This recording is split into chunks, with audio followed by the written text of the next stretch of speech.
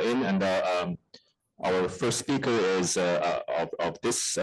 We have two speakers this session. First Andrew Briggs, and then the second, and then after that, I think we will have this rapid poster presentations.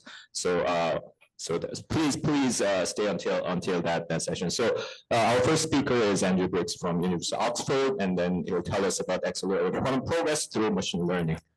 Let's welcome.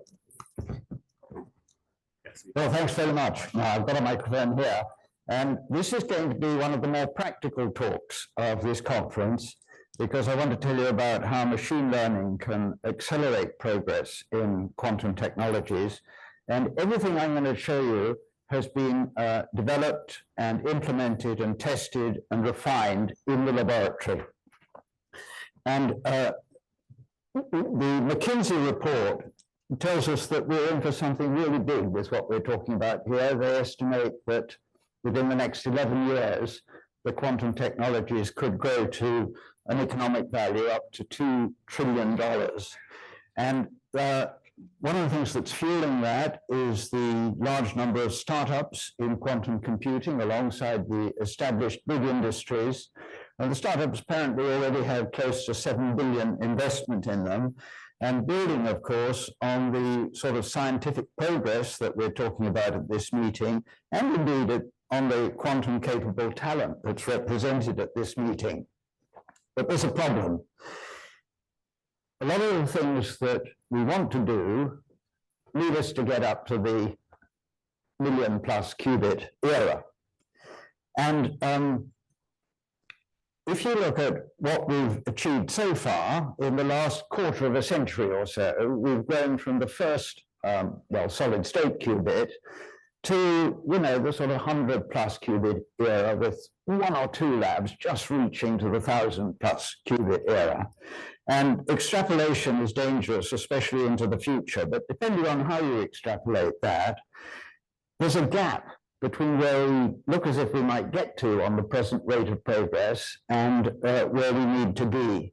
And so what we need is another 10 or 11 years of really significant leaps in progress if we're to get to this huge value of the industry that McKinsey is predicting.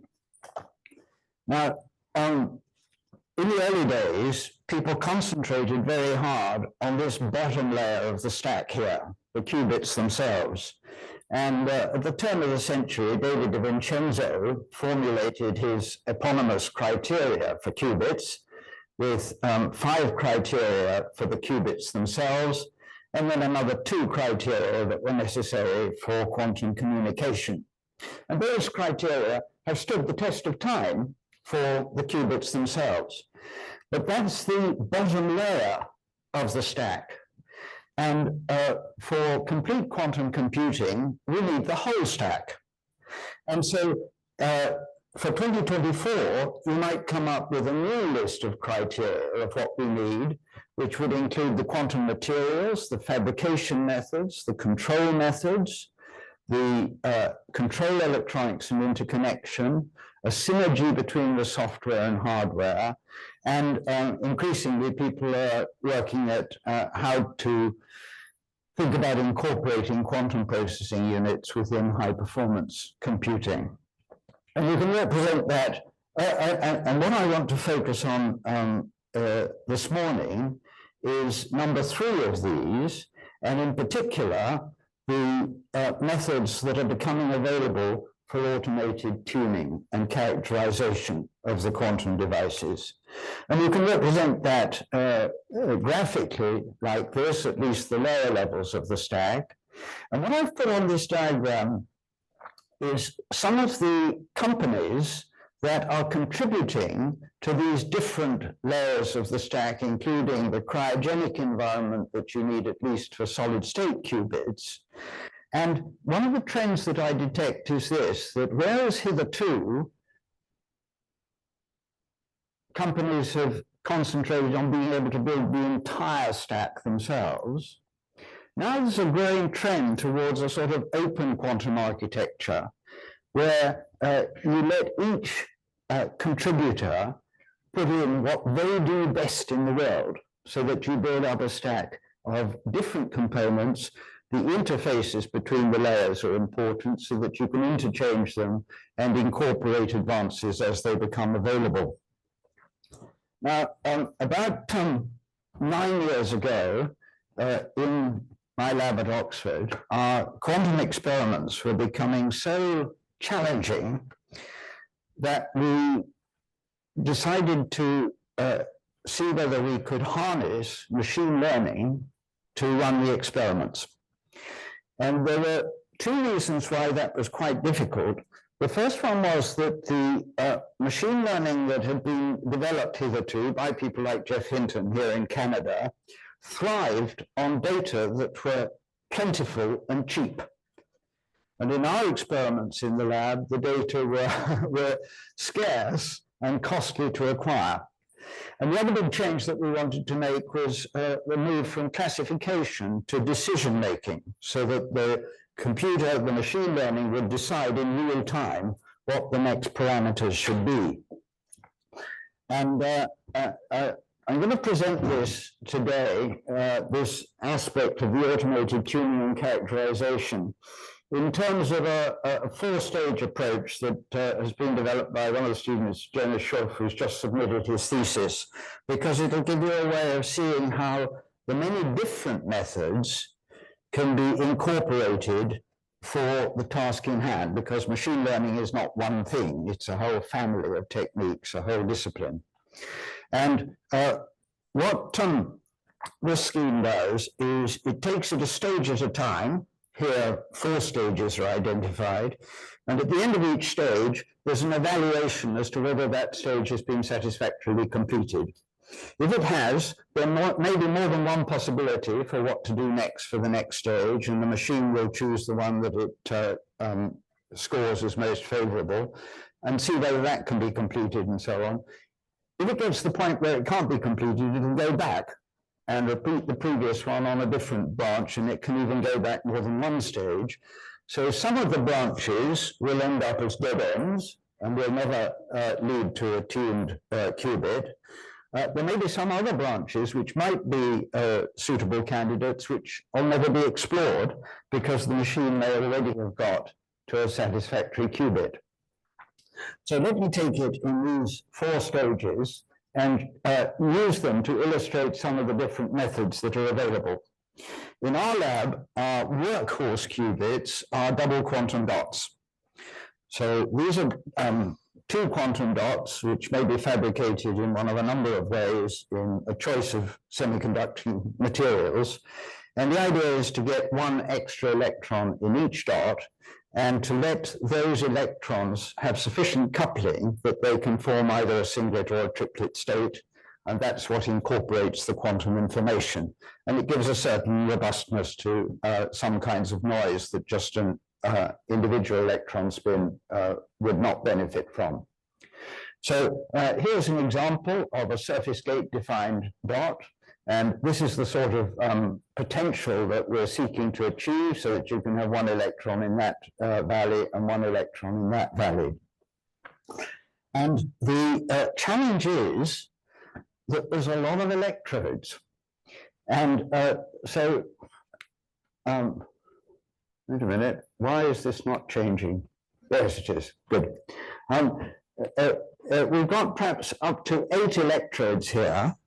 And roughly speaking, the thing will work when each of those electrodes is tuned within a range of about 1,000th of its full range. So if for example, it can go from 0 to -2 volts, you've got to be within about 2 millivolts of the right amount.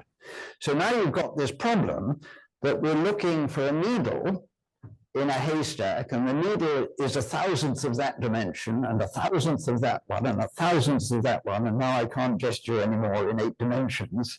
So 1/10 to the 24 of the volume of hyperspace. And that's a job that humans can undertake, but it takes a long time to learn, it takes a long time to implement.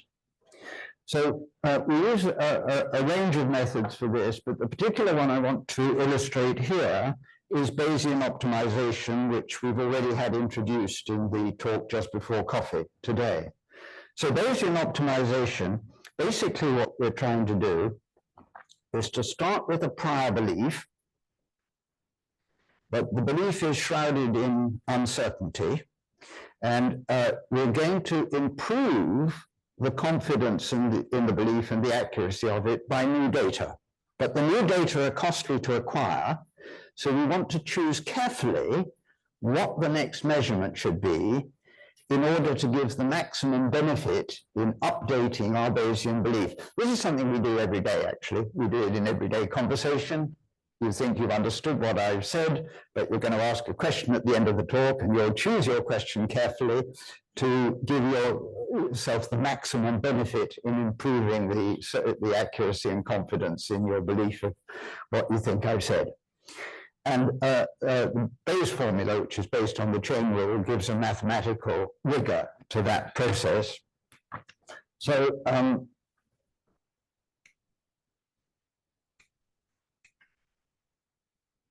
this thing is not proving as reliable as I would like it to. There we go.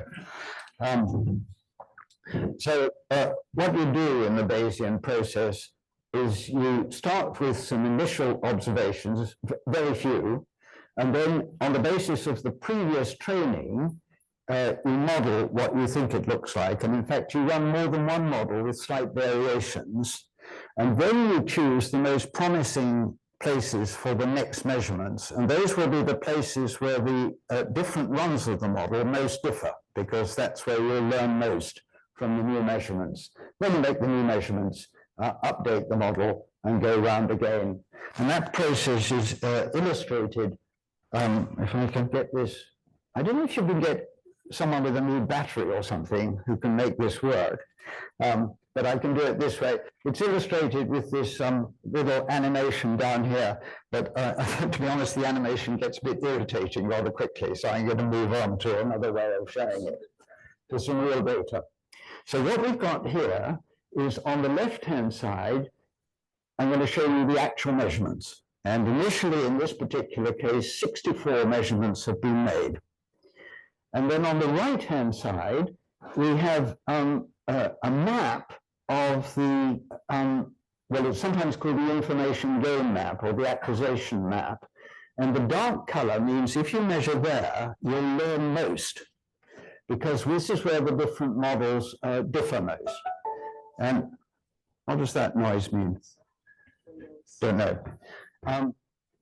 These are sometimes called stability diagrams, and what they are is they're two of the different gates being changed.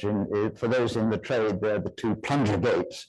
And really, we're trying to display 8-dimensional information, but humans are not very good at visualizing 8 dimensions. So humans just look at 2. Of course, the machine is not limited to that.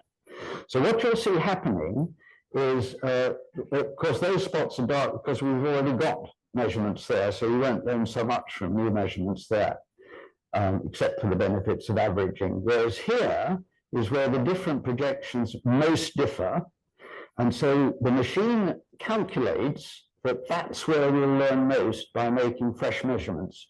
So what you'll see here is that measurements will be made in that region, and then after the measurements are made, the acquisition map will be updated. And then more measurements will be made, and then this will be updated again, and there's an iteration. And what you'll notice is that, first of all, it gets the measurements in this region where it learns most, and then last of all, it finishes off around here where there's no current flowing anyway, so it doesn't learn very much from those measurements. Oops. So, this is the problem with uploading your talk, isn't it? The animation doesn't work. How frustrating. I'm sorry about that. I can't show you the animation. It's on my computer. But you'll have to believe me that if it did work, that's what you would see. Anyone who wants to look at it on my computer afterwards is welcome to.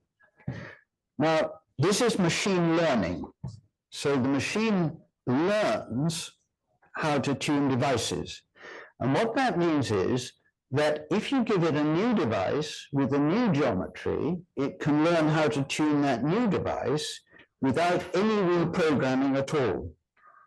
So here are three different devices on which we implemented the method, a FinFET, a germanium silicon nanowire, and a surface gate defined structure like the one I just showed you. And the point is that the machine was able to learn how to tune each of these three without any fresh programming. And you can see it was fastest of all on the germanium silicon nanowire, perhaps because it was the simplest structure. It took longest on the silicon germanium heterostructure, but it still could do it in an hour and a half, which is rather faster than most humans would be able to do that in. And what we were trying to do was to find regions of nice double dots. And here for each of those three structures, plotted in 3 of the 8 dimensions, are the volumes in which double dots were found. So that was the first stage. The second stage was to tune the barriers. So we've now got 2 dots, each of which can contain an extra electron.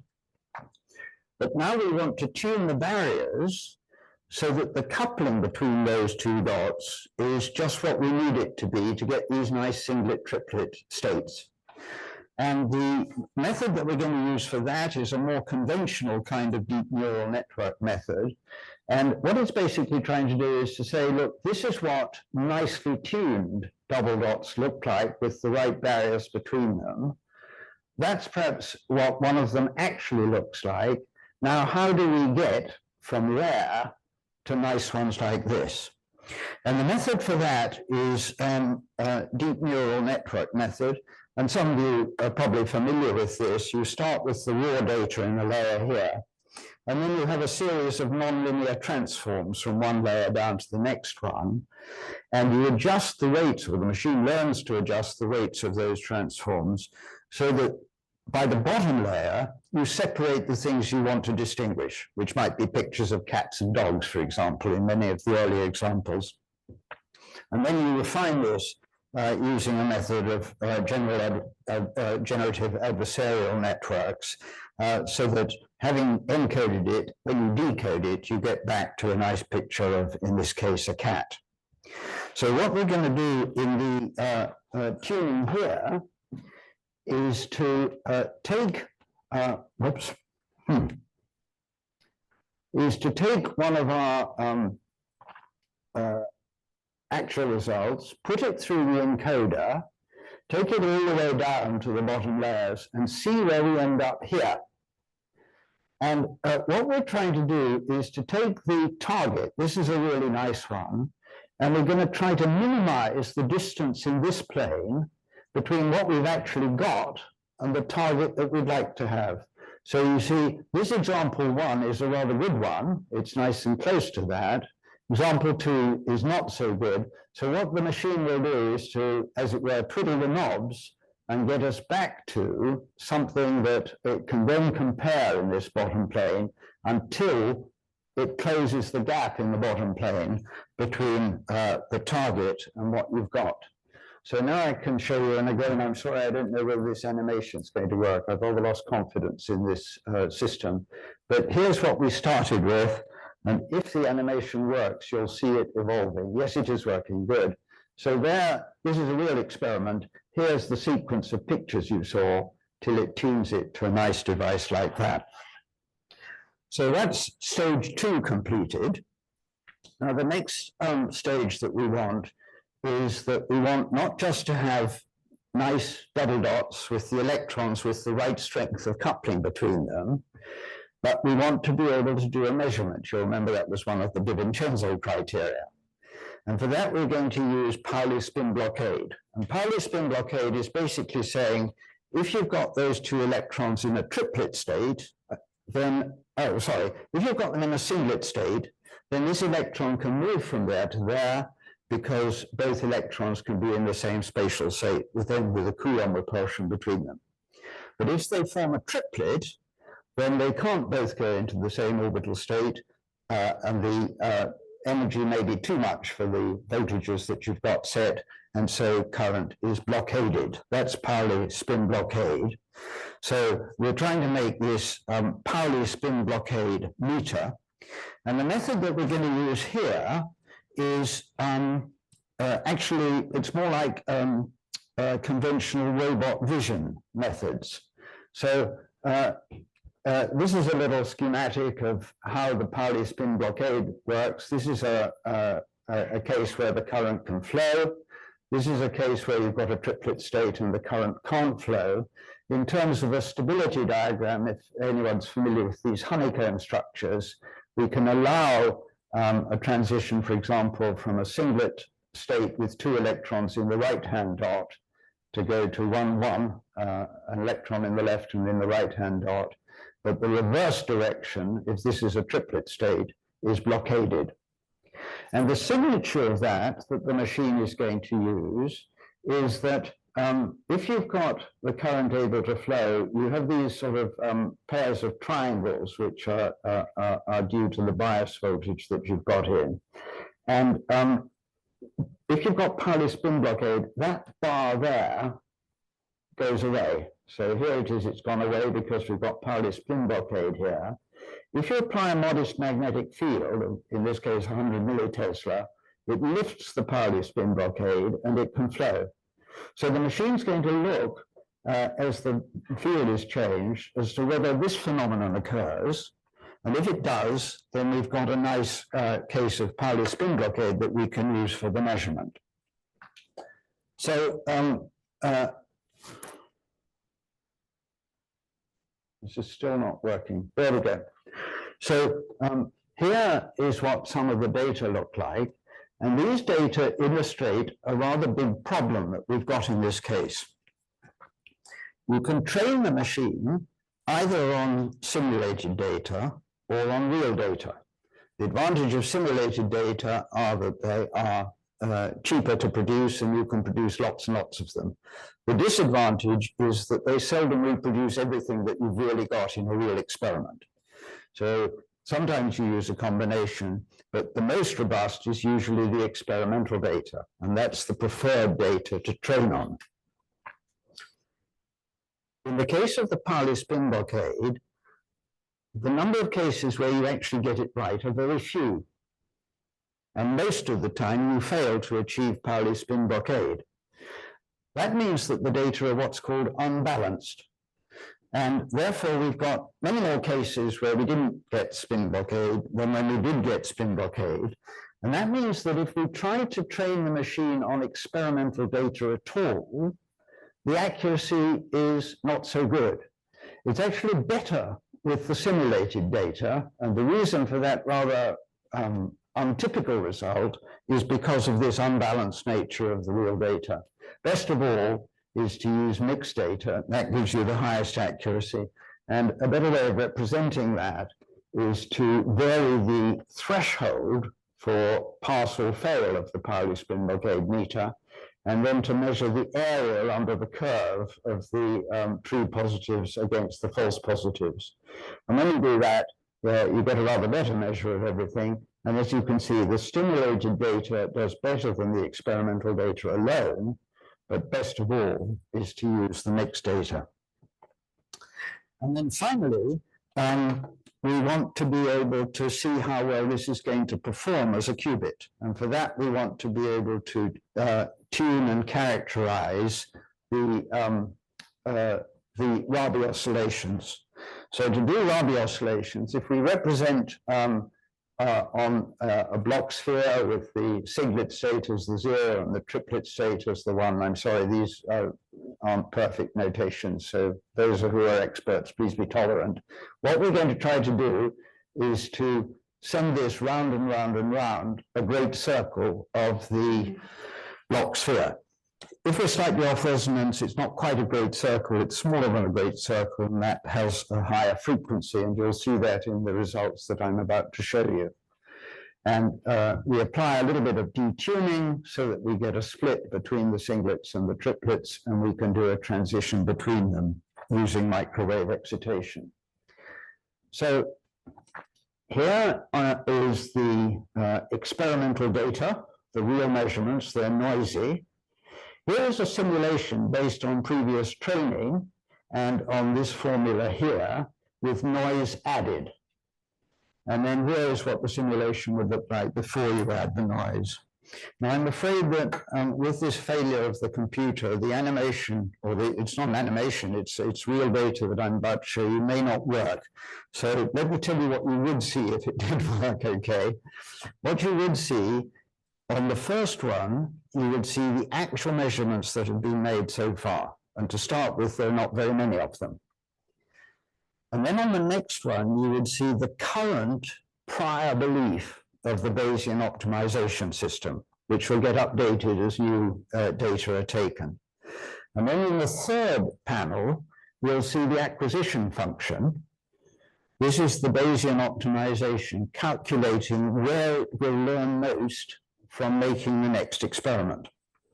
And what we'll see, and the animation goes quite fast, but it may not go at all with this computer system, is that rather quickly, the prior belief reaches its final value. And then as new measurements are made, it doesn't improve very much. It doesn't change very much. And that's the whole point. This Bayesian optimization enables you to optimize the efficiency of the measurements that you're making. Oh, it is working. Good. So do you see that happening? And do you see that the posterior predictive has scarcely changed after the initial run? I'm so encouraged by this, I'm just going to show it once more. Do you see how that changes to start with very fast? And then it scarcely changes at all, even though we're making lots and lots more measurements. So we've gained most of the information very early on in the process. And that's why it's accelerating things so much and enabling us to do so much better. And then this enables the machine to plot. In this particular case, it's plotting what is the Rabi frequency that it's achieving at the middle of those chevrons, at the optimum frequency. And in a particular experiment where the machine was given a score function to make the Rabi frequency as high as possible, this shows you how it gets better and better at achieving the eventual frequency in a shorter and shorter number of trials, much shorter than could be achieved by a human operator alone. So really that's the essence of the science that I wanted to tell you.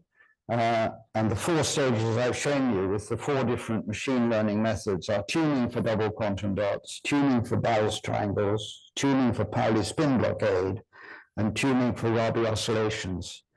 But just to give a soft landing, I should mention that by about 3 years ago, the methods were being deployed in many universities around Europe and also Australia. And we sort of reached the limit of our ability to help people just because, you know, hey, we're academics, we like collaborating and helping people. So we spun out this company. And the company, this is what it looks like. It's actually a much more sophisticated sequence of stages than I showed you in those 4 stages. And this is an actual case study from Academia Sinica in Taiwan, where they're finding that for the characterization of their qubits, which was hitherto taking them a day per qubit, the machine learning is now doing it in 12 minutes per qubit. And that, of course, greatly accelerates the feedback time for the next stage of development. And in fact, for a 20 qubit system, people are talking now about 100 times improvement in speed. This sort of machine learning, I've been showing you how it can be used for tuning qubits, specifically the spin qubits. They're actually the company for commercial reasons does it on superconducting qubits. But these principles can be used in lots of other areas of physics. And we had a conference in Obergurgl in Austria, and here are some of the ways that people identified that machine learning might be able to help advances in physics. And we had one example yesterday from, do you pronounce it Yuna Kim? How's the correct pronunciation?